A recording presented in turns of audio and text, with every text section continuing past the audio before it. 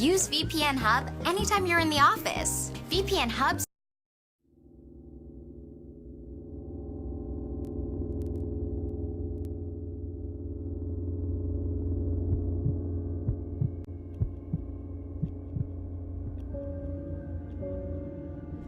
When I was 15, I had my first girlfriend.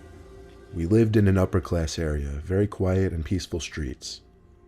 My girlfriend Casey also lived 2 blocks away, so I could walk to her house almost nightly. One Thursday night during break, when I had nothing to do, I started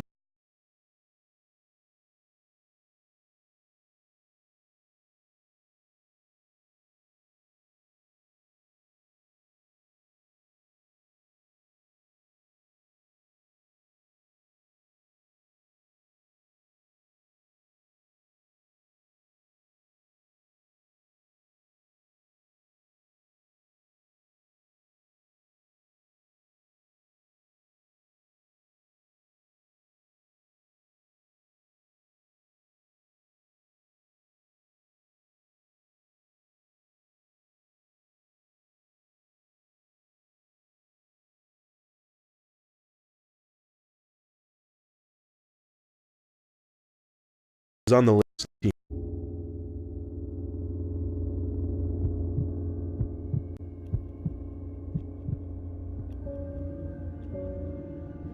When I was 15, I had my first girlfriend. We lived in an upper-class area, very quiet and peaceful streets.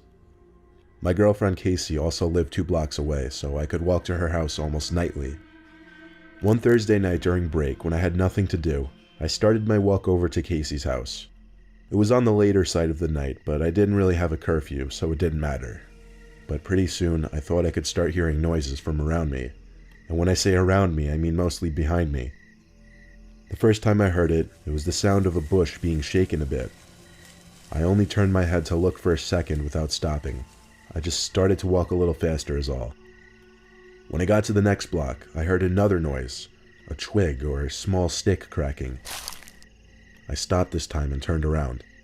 All I saw was the empty street and the bushes that lined up along each property to separate the sidewalks from people's properties.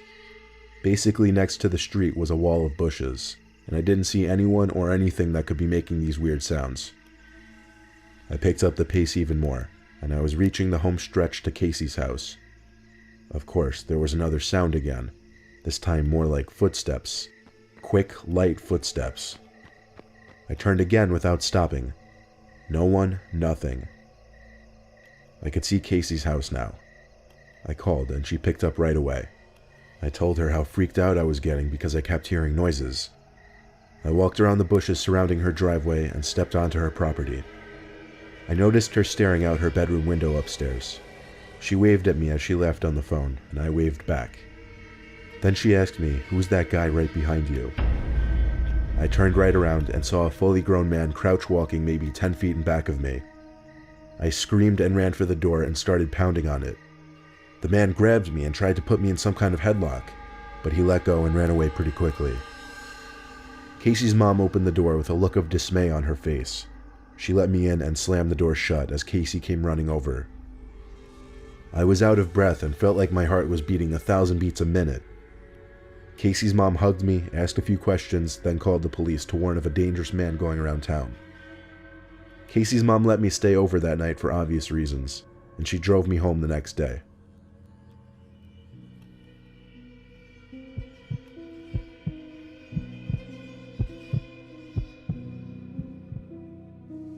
It was a dangerously stormy night. Everyone in my family was doing their own thing. I was in my room watching TV, my parents were in the living room watching some comedy show, and my sister was playing video games upstairs. I usually enjoyed stormy nights like this because it made me feel relaxed. I was relaxed until there was a monstrous bang on my window. I jumped up and looked outside. There was someone outside my window, but the large amount of rain pouring down the window kind of blurred his face. He started pounding at my window. It sounded like he was screaming for help.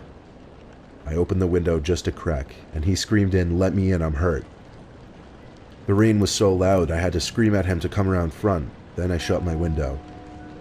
I ran outside to the living room to tell my dad that some man who seems to be in distress is screaming for help outside. and then came the knocks and shouts for help outside our front door. My dad was about to open the front door, but I stopped him. I said wait, because I wasn't sure if it was a good idea. Then the phone rang, and on the TV it displayed the caller ID of our next door neighbor. My dad ran to pick it up. When I heard him say no fucking way, I knew something was wrong. He hung up the phone and said stay away from the door. He didn't explain why. He just went to the window to peek at the front stoop.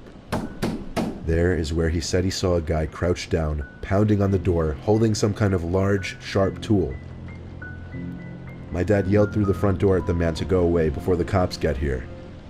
Then he actually got on the phone with the cops. Eventually the man outside gave up, and he disappeared the next time we checked. When my dad was on the phone with a neighbor, he told my dad that he saw some homeless-looking guy rummaging through his shed and came out with a large chopping axe. The cops found the crazed man wandering around the streets, and it made it in the newspaper a few days later.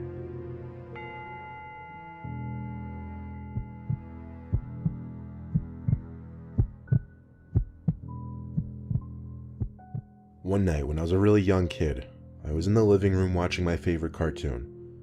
I had the TV pretty loud, but I thought I could hear my mom calling my name from downstairs. I called back, "What?"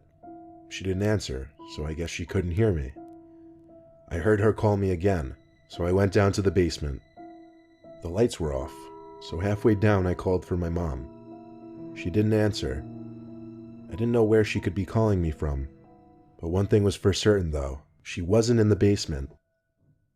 I started going back up the stairs, but before I even got to the top stair, I heard my mom's voice again from down in the basement calling my name. I looked down into the pitch blackness. I ran back up to the top step, turned on the lights, and walked halfway back down, peeking into the basement. I didn't see my mom anywhere down there. Suddenly, I got a huge rush of horror. I ran up the stairs basically crying for my mom. She came rushing down the stairs from upstairs, and I cried to her that something was calling me from downstairs that sounded just like her. She swore to me that she hadn't been calling me. She went down to the basement to check and make me feel better, but I didn't feel better. I'm sure she didn't believe me. Why would she? I was a little kid, but I still know that I heard what I heard.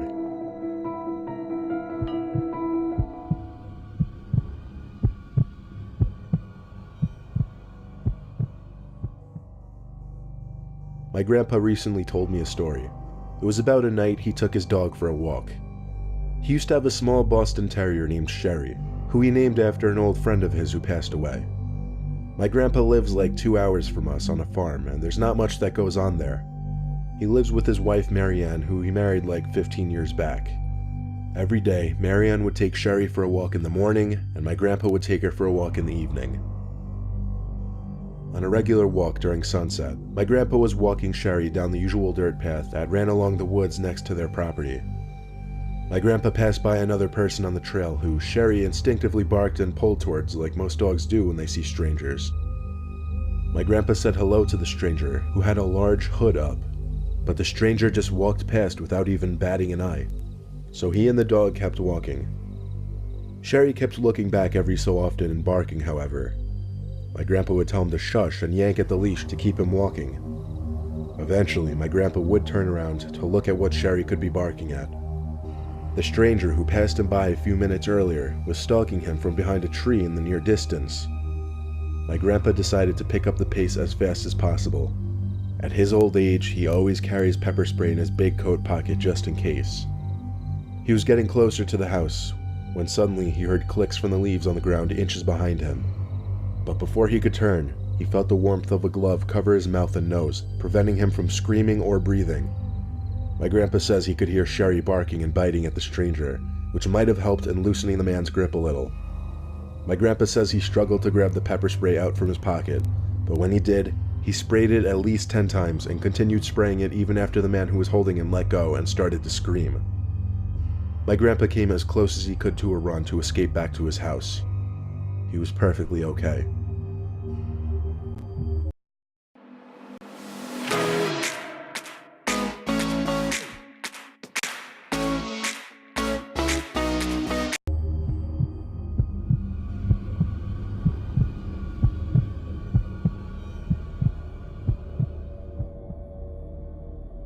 I grew up in California for the first 14 years of my life. Our neighborhood wasn't the best, namely because it was an area that the Crips were known to reside in. If you don't know, the Crips are members of one of the biggest Los Angeles street gangs. My best friend, who I always called Stevie D, lived 2 doors down. We had other friends, of course, but we would often hang out just he and I. We'd usually ride our bikes together around town or play video games, just basic kid stuff. When we were 12, we were biking around the neighborhood one night and decided to visit a well-known abandoned house. It had been uninhabited for many years because no one would buy it for whatever reason. When we pulled up on our bikes to the front of the house, Stevie pointed to the window and said, "Look." I pushed my bike a little closer to the window and focused my vision on it. I could see someone peeking out the window. I couldn't tell if they were looking at us or not, but it was definitely a person's face sitting between the curtains. It was extremely strange considering the place had been unowned for years. We stared for longer than we should have, perhaps, and noticed something else that was strange. The person didn't move their face at all. We inched a little closer, onto the empty driveway actually. Upon getting closer, it appeared to be a Halloween decoration or something, like a fake head. This meant someone had snuck into the house to put it there. Stevie D and I, being the mischievous kids we used to be, hatched an idea to sneak in through the back somehow and check out the place. We hid our bikes on the side of the house behind an overgrown bush, then snuck into the yard. To our surprise, the back door was already unlocked, but when we came to think of it, it wasn't that surprising considering it seemed someone had already broken in to put that fake head there. We stepped into the house, but we didn't want to turn the lights on and expose the fact that we were in the house. It was dark in there, but not pitch black, so we could make our way through the house. We got to the living room first because we wanted to check out that fake head thing at the window. It smelled really bad in that room though. I picked up the head from the windowsill and immediately dropped it and screamed. I dropped it not because it was surprisingly heavy, but because it also felt like real skin. I saw a dark liquid pouring out from the bottom of the head that was now on the floor. It was blood. It was a real human head. There were 2 cracks in the ceiling above us. Stevie and I looked at each other with our mouths hanging open. We ran for the back door and got back on our bikes to get the hell out of there. Anyone in our immediate area learned pretty soon that the head belonged to a victim of the Crips, who apparently placed the head there as some kind of message. I don't think anyone knew the full story, but there was a good chance whoever placed that head there was still in the house, because Stevie and I both heard cracks in the ceiling above us, as if someone was coming downstairs.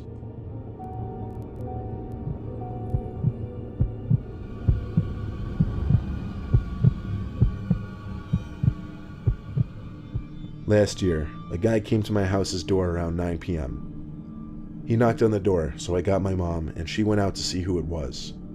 By the way, we live in a rural area, so visits that late are extremely uncommon and strange. The guy talked to my mom about how he was opening a business, asked whether she liked American-made products, then handed her a Clorox container as a sample. He went back to his minivan and opened it to get a quote-unquote vacuum cleaner when my mom saw 5 other men sitting inside. She told me to run and get my phone since we don't have a landline. I couldn't find it, so I got my knife and stood around the corner. She threw the container outside and told them to get the hell off her property, as well as that she was calling the cops. They peeled out of the driveway and we never saw the car again. So sitting comfortably, just taking a big deep breath, in through the nose, out through the mouth. As you breathe in, noticing how the body expands. As you breathe out,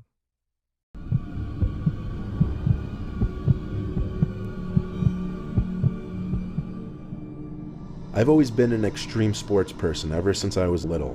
Mountain climbing, parasailing, scuba diving, though I've always been an avid skier. I'd go upstate skiing at least 10 times a season, sometimes with friends, sometimes alone. My friend, who I'll call Q, agreed to come upstate and go camping with me so we could do some backcountry skiing, which is basically skiing in the backcountry on unmarked or unpatrolled areas outside of a ski resort's boundaries. It was a 3-hour drive, then a decent amount of off-roading to get to where the hills were. I parked my truck at the bottom of a decent-looking area full of hills, but I also stopped there because I couldn't really drive out much further given that there were too many trees. Q and I then proceeded to unload the back of my truck of all our stuff, including ski gear and camping equipment.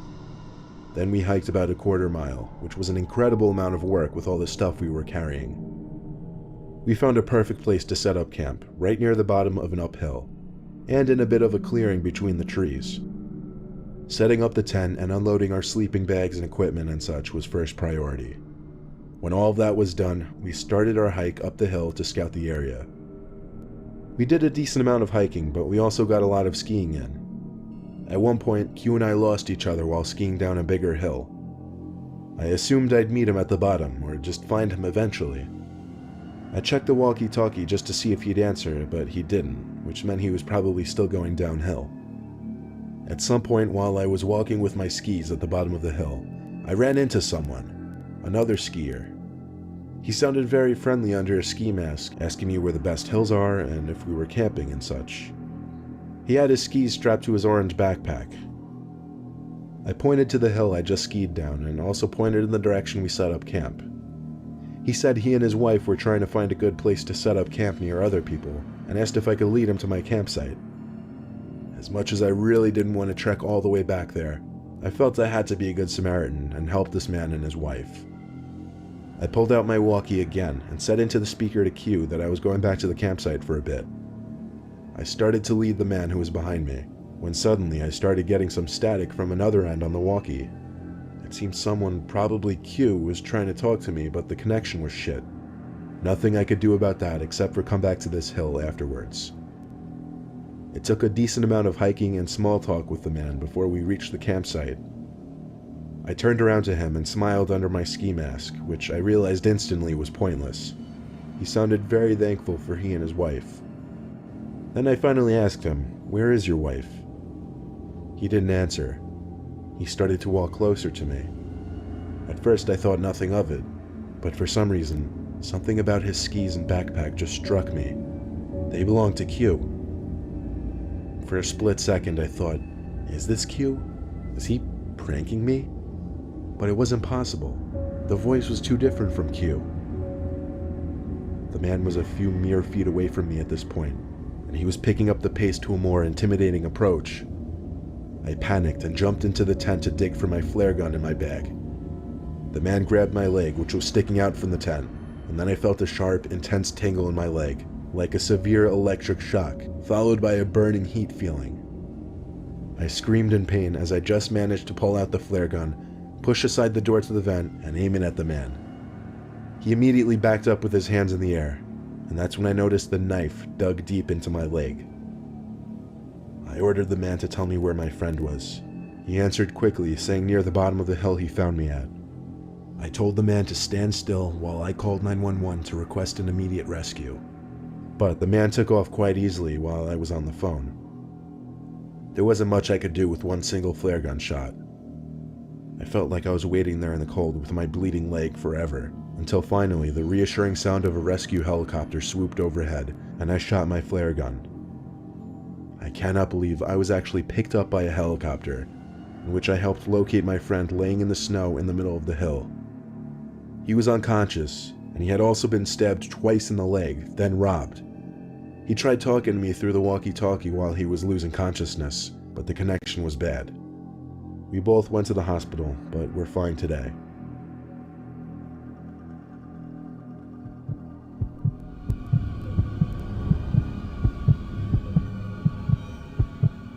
I lived in a small college town, and my apartment complex was walking distance from the bar/downtown area. One weekday night, I stepped out on our front porch to smoke a cigarette or two. I was up late studying. I brought my textbook with me and laid down on the stairs while I smoked.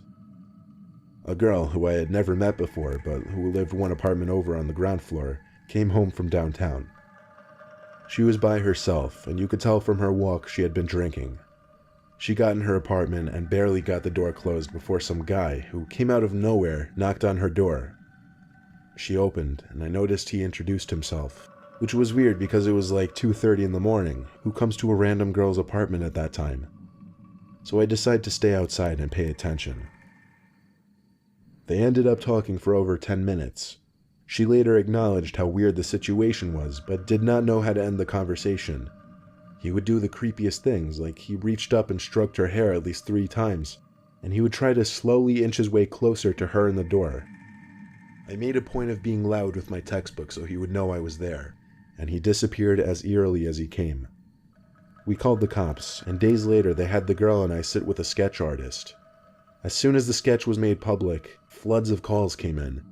The guy turned out to be a serial rapist who followed lone girls home from bars and pretended to be a cab offering them a ride. This girl just got lucky because she lived so close to the bars, he didn't get a chance to pull the cab routine.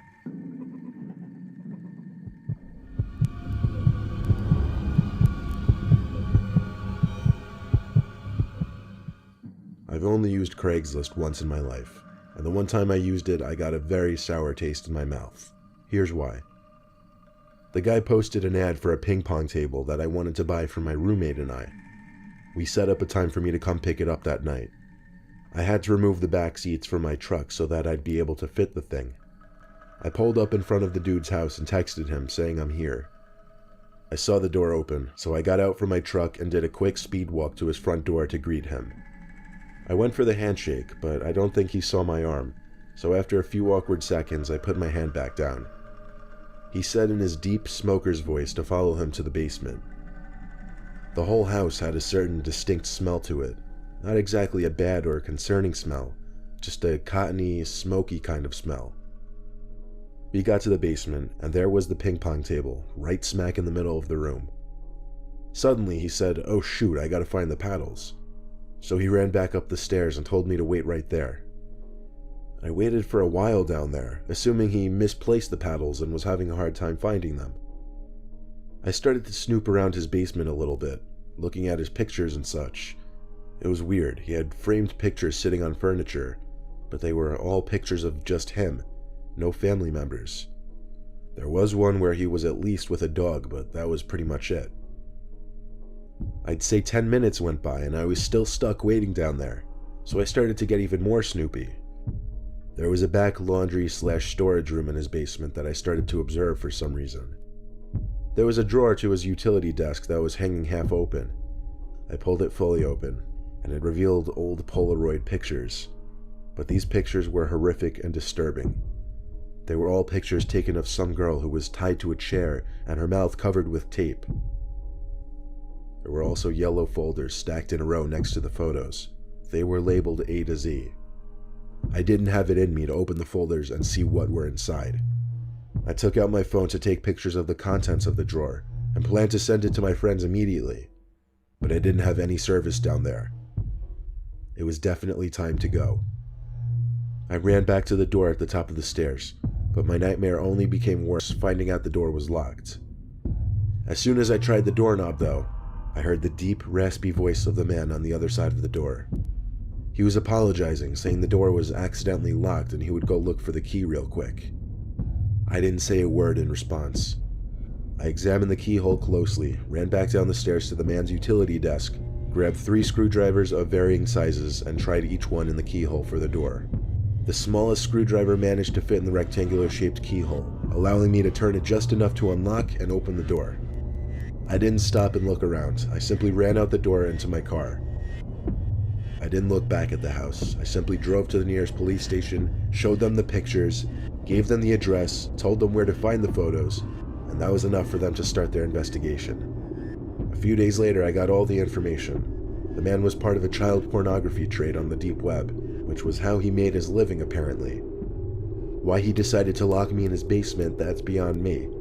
I have not the slightest idea of what he intended on doing with me, but obviously it was not anything good. Check me out, check me out. Boom, bam, bam, bop. Bada bop, boom, pow.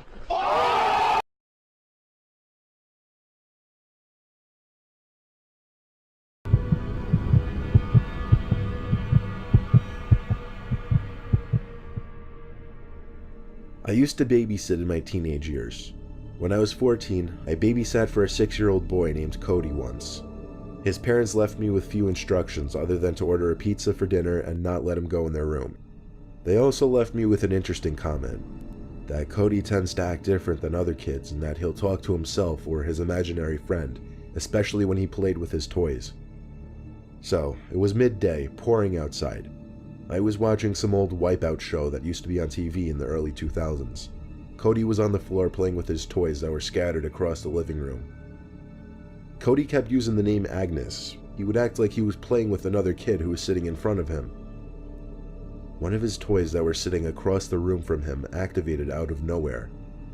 I only found it weird because the toy was one of those little cube-like things with the crank where you pull it down and some simulated moving racing background came up on the screen.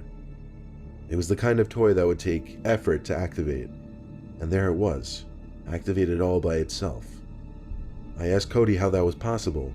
He looked at me and said, "Agnes is playing with it." I have to admit, it was a little disturbing hearing him say that. I picked up the toy and turned it off. That night, in the final hour waiting for his parents to come back, I was in the bathroom washing up when there was a knock at the door. "Cody?" I said. I opened the door. Cody wasn't there. I looked into the hallway for Cody. One of the doors at the end of the hall started to creak open slowly, like really slowly. I turned off the light to the bathroom and walked into the room expecting to see Cody playing around, trying to scare me. Instead, Cody was sitting on the bed in the far corner of the room, looking at me. I asked him who just pushed open the door. "Agnes," he said. Now truly freaked out, I went to pick Cody up off the bed and brought him to the living room, where I spent the rest of my shift until his parents came back. I didn't mention any of the weird things that happened, but when they reached out to me to watch Cody again a few weeks later, I never called them back.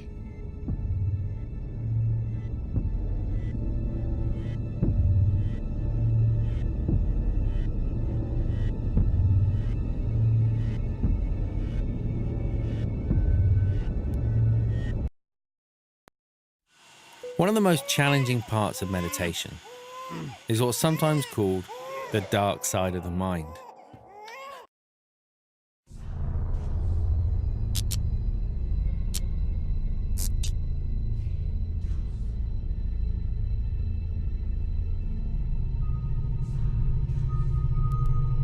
I used to work as a construction worker and engineer in the Philadelphia area in my early 20s.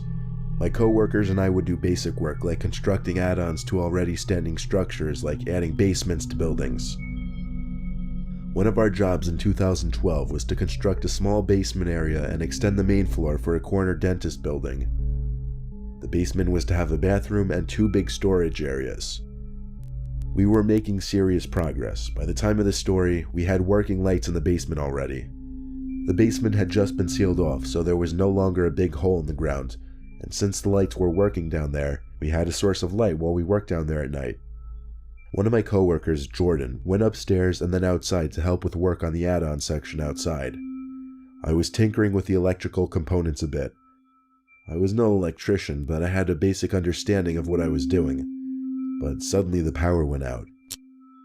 I knew it had nothing to do with what I was doing. I figured there must have been a power outage in the vicinity. The 4 of us didn't keep our phones on us due to the nature of our jobs, plus how dirty our hands would get. We all kept them in our jackets that we hung upstairs, but luckily one of the tools we kept in our vests were flashlights. Before I could even reach and grab for my flashlight though, I started to hear a rattling noise. The closest way I could come to describing it was a bag of coins being shaken, not exactly, but close enough. It seemed to come from inside the tiny, soon-to-be bathroom. I took the flashlight out from the pouch on my vest, turned it on, and aimed it towards the bathroom section. We had already put up a door, and it was slightly closed to be covering my view from the actual room itself. It didn't sound like any kind of infrastructural sound, so I had to imagine it was one of my coworkers. I went to the door, and as I wrapped my hand around the side of the door, I waited a second before pulling it open, just because I needed to gather my bearings. But when I did swing open that door, my flashlight revealed some person dressed in all black, standing facing the corner of the tiny room so that I couldn't see their face. That is, until the person turned their head like a deer reacting to a sound in the woods. All I saw through the flashlight was the glow in their eyes. I slammed the door shut and ran up the stairs in my heavy boots, looking for my coworkers. They were all outside, apparently about ready to pack up and call it a night since the power in all the nearby buildings had gone out. I counted 3 of my coworkers, so it couldn't have been any of them in that tiny room. I asked all of them if anybody else who worked in that building had been there at all that night. They all shook their heads no, so at this point I had to lead them downstairs to show them the creepy stranger in the basement. They followed me to the basement and to the tiny room, and as I feared would happen, that person I saw wasn't in there anymore, or in the entire basement for that matter. I was obviously embarrassed when they didn't believe me, but I wasn't going to hold them hostage and make them believe me. So we all went back outside and packed up. I was the one with the key to the building, so I had to lock up when everyone left. After getting into my car and seeing the others drive off, I can't describe it, but I got a feeling inside of me that made me want to go back down into that basement and check one more time for that person I was sure that I saw. I took a deep breath, got out, unlocked the door to the building, and went back down to the basement. The power was still out, so I walked down the stairs with 2 flashlights on, the one I was using before, and now my phone as well. I made it to the bottom step and then stopped. The dead silence in this cramped, unfinished basement, mixed with the fact that I was anticipating a sound, freaked me out to the point that I was about to turn around and go back upstairs. When suddenly, I heard the rattling again, coming from the tiny room again. I didn't even look, but when I heard it, I felt my heart in my throat and I stormed up the stairs, slamming the basement door shut again. I locked the door to the building and drove home. Thank God it was a Saturday, so I wouldn't have to be back until Monday. I made sure not to work in that basement alone anymore, however, and thankfully we finished the work within a couple weeks, and nothing else really strange ever happened.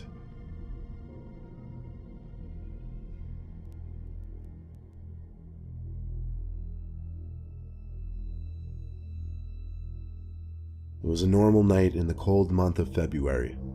My wife and I were watching a late-night movie in our room in bed before going to sleep. At some point in the movie, the TV suddenly shut off, and the room went dark. My wife and I let out simultaneous grunts in annoyance. The lamps, clocks, everything went out, so the power must have gone out. I told my wife I'd go outside and check if the neighbors lost power too. I opened the front door and stepped out onto the stoop for only a second or two because it was freezing outside, but I could see lights on in the neighbors' houses, so it seemed to be just us who lost power. We have a fuse box in a small boiler-type room in our basement. It seemed unlikely it could have anything to do with that, but I had to give it a shot. I had no idea what else I could do. I went downstairs with a flashlight. One weird thing about our house is you have to walk down the stairs to get to the basement door. Like, the door is literally on the basement level. I was tired, so I kind of slowly and lazily stomped down the steps. When I got to the basement door at the bottom, I turned the doorknob and tried opening the door. It wouldn't push open though. I tried a little harder, but it still wouldn't budge. My wife must have locked it. I went all the way back upstairs to ask my wife where she put the basement key. She got out of bed and said she'd get it for me. I followed her downstairs to the kitchen where we had a key hanger.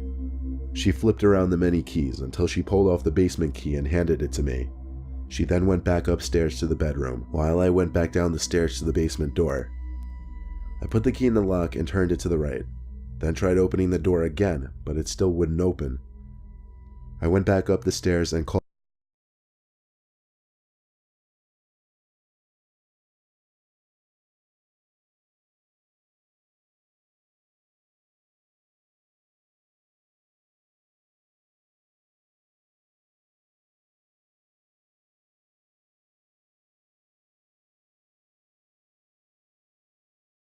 for my wife to come down. When she did, I asked for help like a child, since she was the only one to ever lock this door. She came down the stairs with her flashlight, making fun of me for not being able to use a wooden door, and before she even tried using the key, she turned the doorknob and gave one good push, and the door creaked open.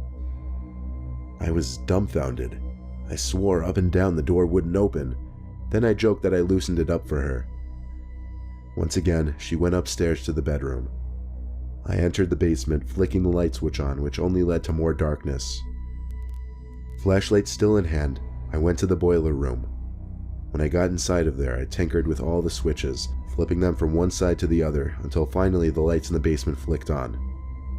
I was relieved. I shut the tiny door to the fuse box. Just then, however, there was a sound from outside of the boiler room, the sound of one of the basement closet doors creaking. I took a peek outside at both of the doors. One was closed, the other was slightly cracked open. My heart started beating faster as I went over to the door. I stood about 2 feet away from that door, listening. For some reason, it took until then for me to think, how would the switch in our fuse box for power be switched off all of a sudden? Then I started to think, what if the basement door was never locked? What if someone was simply pulling it shut? After a few moments of silence, I heard a deep exhale in the closet. I took off for the stairs, this time making sure to lock the door behind me. I had never ran up a flight of stairs so quickly in my life. I ran to our bedroom and yelled in distress to my wife. I was not acting like the man of the house at all. I'll admit I was too afraid. I did call the police though. At some point after the phone call, before the police arrived, we heard the sound of glass breaking outside. I looked out my window, but it was too dark to see anything in the backyard. When the police arrived, I led them quickly to the basement, but by then the closet door was completely open and it was empty. We also noticed shattered glass in one corner of the basement and things knocked all over the floor. Whoever was in the closet managed to climb up a ledge.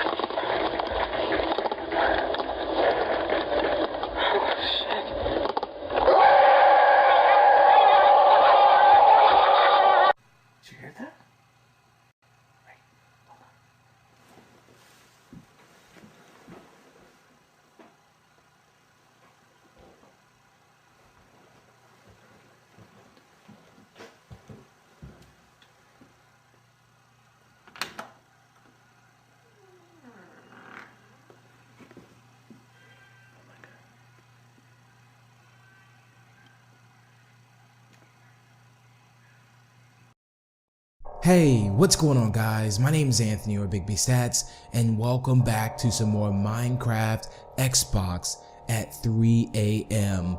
We're back with another part. You guys really seem to be enjoying the series, so make sure you leave a like if you would like to see more of this. So we're on seed 666, which is very, very creepy, and we've been seeing signs of Herobrine, Entity 303.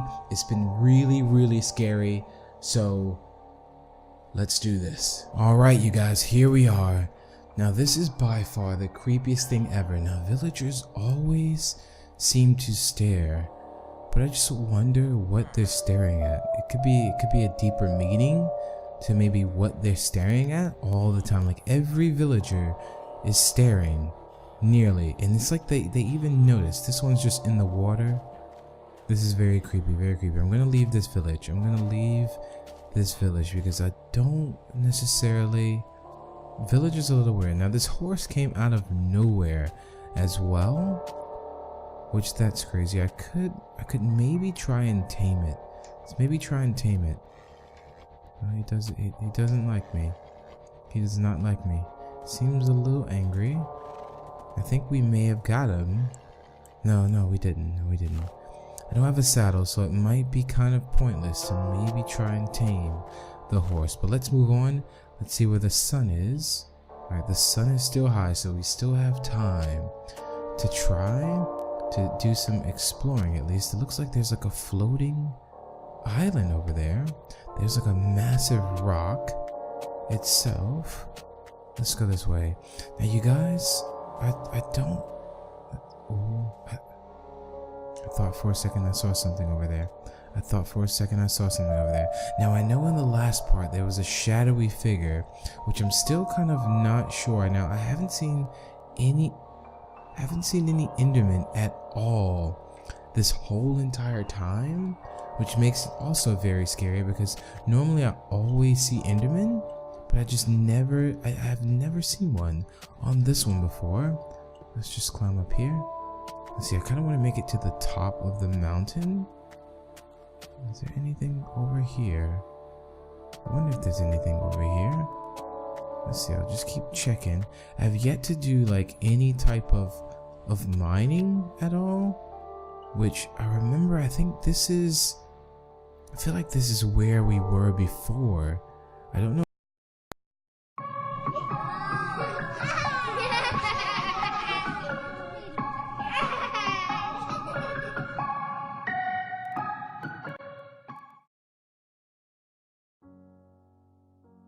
The year is 1999. And that sentence brings me back to my senior kindergarten class when I was 5 years old, where we used to read out loud the date on the blackboard every single day.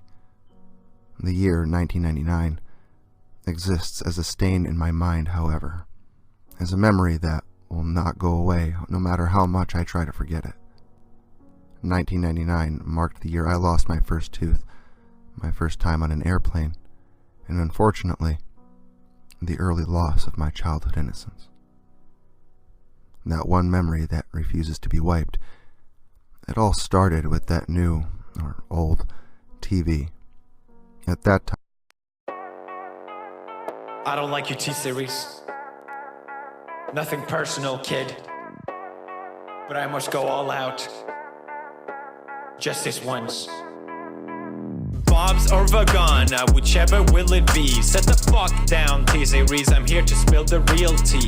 You tryna dethrone me from spot on number one, but you in the air you lose, so best think you haven't won. When I'm through with you, we're gonna be completely fucking done, cause we only just begun. I review you, zero vibe is gone. So come on, T-Series, looking hungry for some drama. Here, let me serve you bitch lasagna. Bitch lasagna, bitch lasagna. T-Series ain't nothing but a bitch lasagna. Bitch lasagna, bitch lasagna. Look at T-Series, they just crying for their mama. Bitch lasagna, bitch lasagna. T-Series ain't nothing but a bitch lasagna. Bitch lasagna, bitch lasagna. T-Series just whip himself in their pajamas. So who the hell is Bob and why you wanna kiss him? Ew. I'm a blue-eyed white dragon while you're just dark magician. Oof. You got a fifth of the population in your nation, but I got 90 rolls the world's a whole, your defecation. Oops. Multipatlo, what the fuck is that even supposed to mean? Your language sounds like it come from a mumble rap community.